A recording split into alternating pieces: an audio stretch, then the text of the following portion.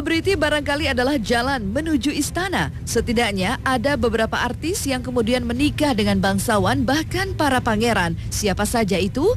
Berikut top 5 edisi seleb menikah dengan bangsawan.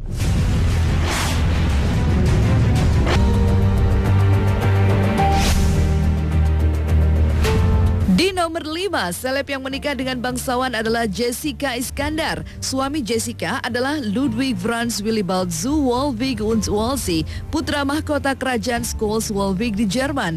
Pernikahan Jessica dengan anak pertama dari 3 bersaudara keluarga bangsawan Jerman ini dilakukan diam-diam pada 11 Desember 2013. Tapi pernikahan mereka dibatalkan di pengadilan karena Ludwig merasa diperdaya. Sebagai orang asing, dia tidak pernah mengetahui bahwa pada akhirnya dia sudah resmi menikah dengan Jessica. Setelah pembatalan pernikahan itu, kini Jessica seorang diri mengasuh buah cinta mereka yang sehari-hari dipanggil Elle. 4 ada Tia Arifin, selebriti yang menikah dengan bangsawan. Tia disunting oleh Tun Ashraf Khalid yang seorang putra bangsawan Malaysia pada 1 November 2015. Tia adalah wanita Palembang yang lahir pada 22 Oktober 1994. Pemilik nama Nutria Wulandari ini adalah artis yang memulai karirnya sejak 2012. Sementara itu, Ashraf Khalid adalah putra Datuk Khalid Muhammad Jiwa yang kelahiran tahun 1992. Setelah digelar lamaran di Palembang pada 20 Agustus 2015, pasangan bahagia ini menikah secara resmi 4 bulan kemudian. Kini seorang buah hati melengkapi kebahagiaan mereka. 3 ditempati Manohara Odelia Pino. Artis cantik itu tercatat pernah menikah dengan Tengku Fahri, tapi pernikahannya dengan keluarga bangsawan Kelantan itu harus melewati serangkaian peristiwa yang menggegerkan. Sebab banyak drama terjadi pada pernikahan mereka. Manohara dan Tengku Fahri menikah pada 6 Agustus 2008 saat artis blasteran Makassar Amerika ini masih berusia 16 tahun, sedangkan sang suami sudah 31 tahun. Tapi tidak lama terjadi guncangan yang membuat Manohara kabur dan meninggalkan Malaysia karena konon mendapatkan perlakuan kasar dari suaminya yang merupakan putra ketiga Sultan Kelantan Malaysia itu. Di urutan keempat ada artis Happy Salma yang menikah dengan bangsawan. Pada Oktober 2010, Happy disunting oleh Cokorda Bagus Dwi Santana Max Kertayasa. Pria yang menjadi suaminya itu merupakan bagian dari bangsawan di Kerajaan Ubud, Bali. Pada awal pertemuan, Happy hanya mengenal suaminya itu sebagai seorang fotografer, bukan bangsawan tinggi. Tapi kini, setelah 8 tahun menikah, seorang putri cantik bernama Cokorda Sri Kinandari Kertayasa menghiasi rumah tangga mereka yang penuh kebahagiaan. Kira-kira top 5 edisi seleb menikah dengan bangsawan diberikan kepada Reza Kartikasari.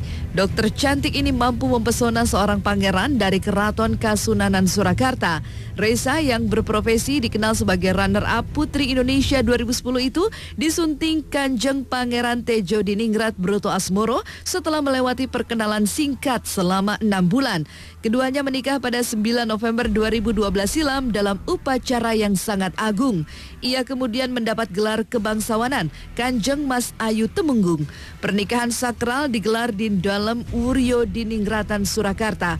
Selain kerabat Kasunanan, Pangeran Broto Asmoro adalah seorang pengusaha migas yang sukses. Wah, bahagia sekali ya pemirsa melihatnya. Siapa yang tahu sih kalau udah jodoh pasti nggak kemana. Tapi muncul dan menjadi viral karena ditolak masuk restoran, Tina Tun menunjukkan koleksi sepatu-sepatunya. Bukan karena ingin pamer, tapi sekedar menunjukkan bahwa dirinya juga mengkoleksi sepatu hak tinggi untuk kebutuhan manggung.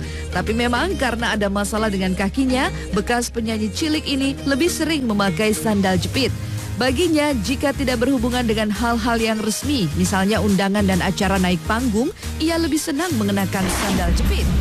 Berita pagi, ketemu sama Tina Tun. Nah, hari ini aku lagi mau ini sih, santai aja sih sebenarnya, dan mau ngeliatin koleksi-koleksi aku gitu. Karena kemarin sempat ada yang bully katanya, aku nggak punya sepatu katanya. Aku tuh ada sepatu-sepatu tuh, ini sepatu heels apa segala macam ada, cuman aku emang sandal lovers gitu, jadi aku kemana-mana pakai sandal kalau emang tempatnya ya appropriate gitu, yang memang boleh pakai sandal. Terlalu sering dan sandal jepit kemudian ditolak masuk restoran membuat Tina Tun memang bukan berarti tak memiliki sepatu. Sepanjang bukan untuk urusan-urusan resmi dan memenuhi undangan klien, ia memang lebih nyaman menggunakan sandal. Apalagi kaki aku tuh bugel-bugel, gendut gitu. Emang dari dulu dan posisinya tuh karena gede. Jadi kalau pakai heels tuh sakit gitu. Terus belakangnya tuh aku sering kayak di sininya tumitnya kalau pakai kayak model solatip yang buat itu kesempitan sepatunya, kalau nggak pakai suka lecet, makanya aku lebih suka pakai sendal gitu. Ini yang biasa aku pakai tuh, ini sendal semua gitu. Tapi sendalnya pun makanya kemarin ngomong kan kayak ini mehong, bukan mehongnya, tapi maksudnya tetap fashion, tapi kebuka depan belakang. Emang gitu, sendal jepit itu punya sejuta umat gitu loh. Jadi memang enak gitu.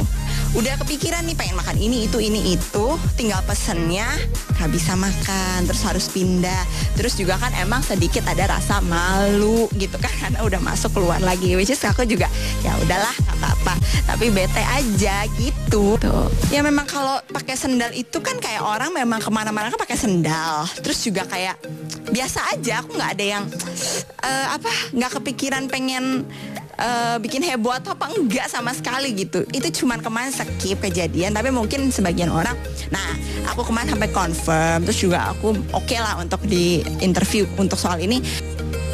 Begitulah Tina Tun, peristiwa ditolak masuk restoran adalah akibat kecintaannya pada sandal jepit.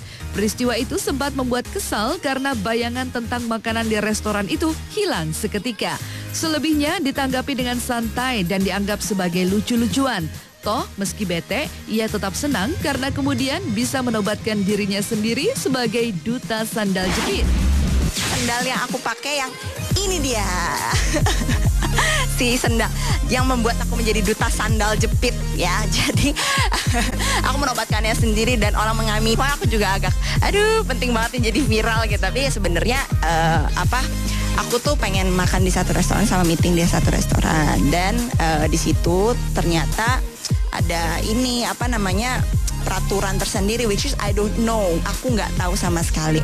Bete-nya tuh bukan karena diusir, tapi bete-nya udah kepikiran nih pengen makan ini itu, tinggal pesennya nggak bisa makan, terus harus pindah. Terus juga kan emang sedikit ada rasa malu gitu kan, karena udah masuk keluar lagi. Which is aku juga ya udahlah nggak apa-apa, tapi bete aja gitu, nggak marah nggak.